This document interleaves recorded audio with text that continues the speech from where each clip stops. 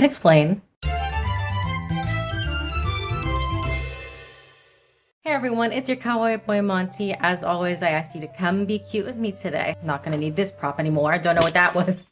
So, let's talk about Lolita substyles. You have your main three, classic, gothic, and sweet. And on the one hand, they are helpful. They help us classify different aesthetics, both for just our educational purposes and so that we can use them as labels within the Lolita community. On the other hand, they are a little arbitrary, and it's pretty easy for newbies to get stuck into, oh my god, what substyle am I gonna be? How do I even begin my first purchase if I don't even know what I like? And true, it is also really cost effective to just stick with one substyle and go with it. I mean, you can create basically the best capsule wardrobe that way, just where everything goes with everything and it's perfect, and you're spending less money doing that. But at the same time, Lolita is great, and all of the substyles are really nice. Just because somebody is interested in more than one doesn't make them any less of a Lolita, just because they can't use one specific label for it. It doesn't take away their EGL card. That's the main advice. The substyles are just aesthetics and words, and you don't have to commit to a single one of them unless you want to. Despite this though,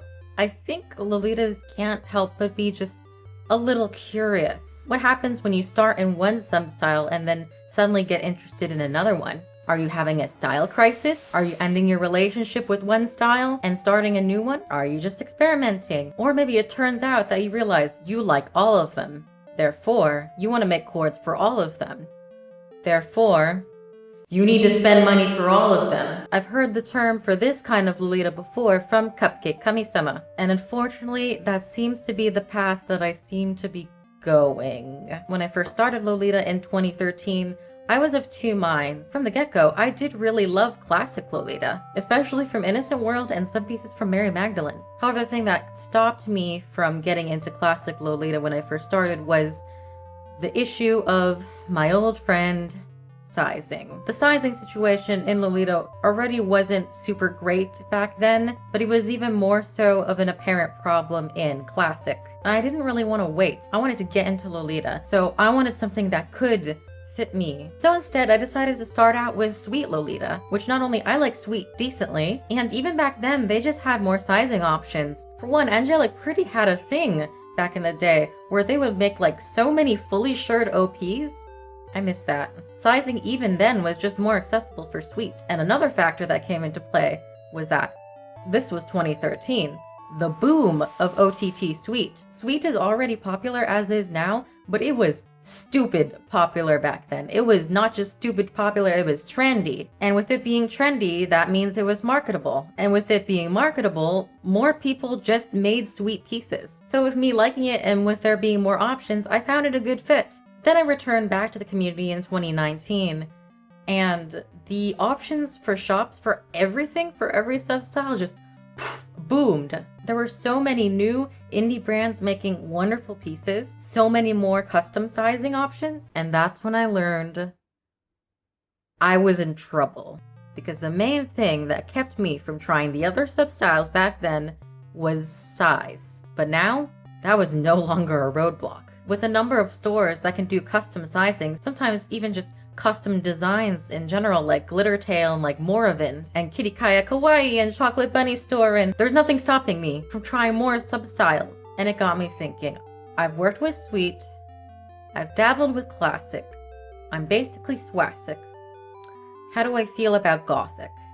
Now, I've always thought that Gothic Lolita was really beautiful, just not really for me. But part of that was a sense of, oh wow, Gothic Lolita is so beautiful, I could never pull that off. I'm not cool enough, I'm not edgy enough for it, I'm not mysterious enough for it. I mean, this is a goth antithesis. There's no way I could do it. Except, I'm gonna do it. I want to give a special shout out to my friend Jules in the Frill Zone Chill Zone Discord server for helping me pick out the pieces for this cord. The exciting thing about trying a new substyle is that there's so many aspects you don't think about. For example, when I was trying to pick out a headpiece for this goth coordinate, I was like, this is too small. And it was thanks to Jules' experience and reassurance that I realized, no, this is a perfectly sized headpiece for a gothic coordinate. What are you talking about? This This isn't the time to put a humongous cake on your head. Get those sweet sensibilities out of there. As for the pieces themselves,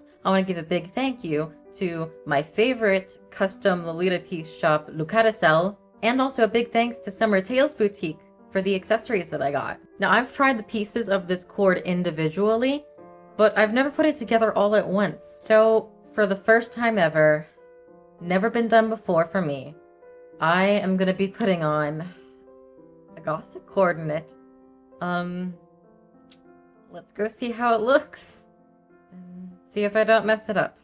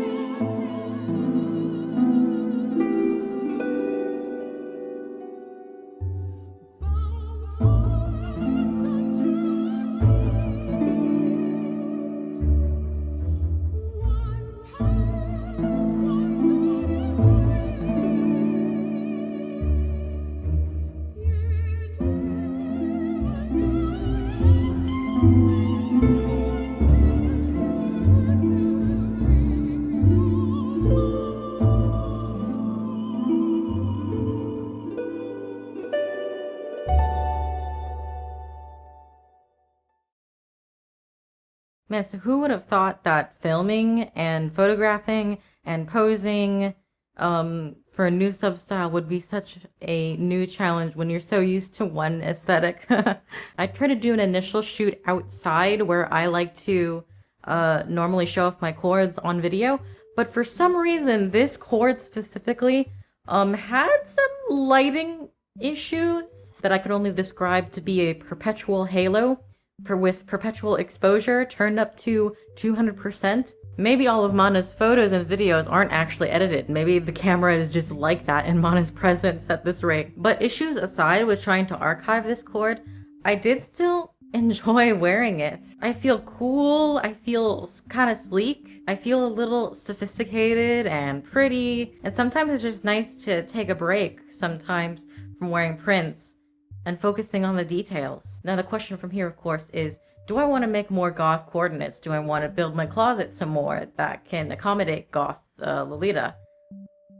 And the answer, actually, I think I'm leaning towards yes. Sweet is wonderful, swastic is wonderful, it's forever connected to my personal aesthetic and what I like to wear and what I feel good in. But Gothic Lolita is really beautiful, and quite frankly, I'm not always in the mood to wear the colors that Sweet has or like the cutesiness and the aesthetic. I'm not always feeling it. I want to be cool. I want to get mad. I want to look awesome even if I'm sad. And I feel like being able to have a Gothic chord or two in my arsenal would be helpful for that. You know, just when I'm feeling like it. I'm thinking my next purchase is going to definitely be a black blouse because I only have white blouses right now. It would be nice to get a black blouse. I could do Kuru Lolita that way, and also it would just be nice to have.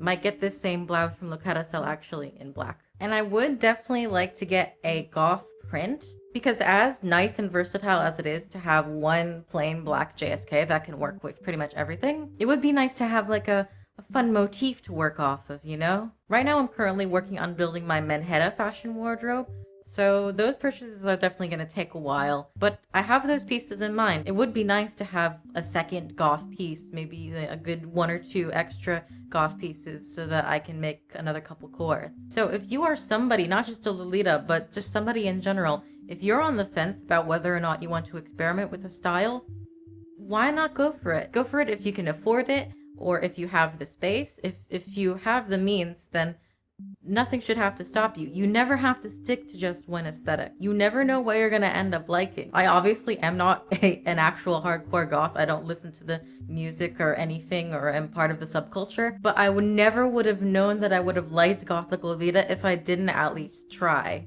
I've been rambling enough. This has been Monty, your kawaii boy, and remember that every day is a great day to uplift yourself and others. Bye!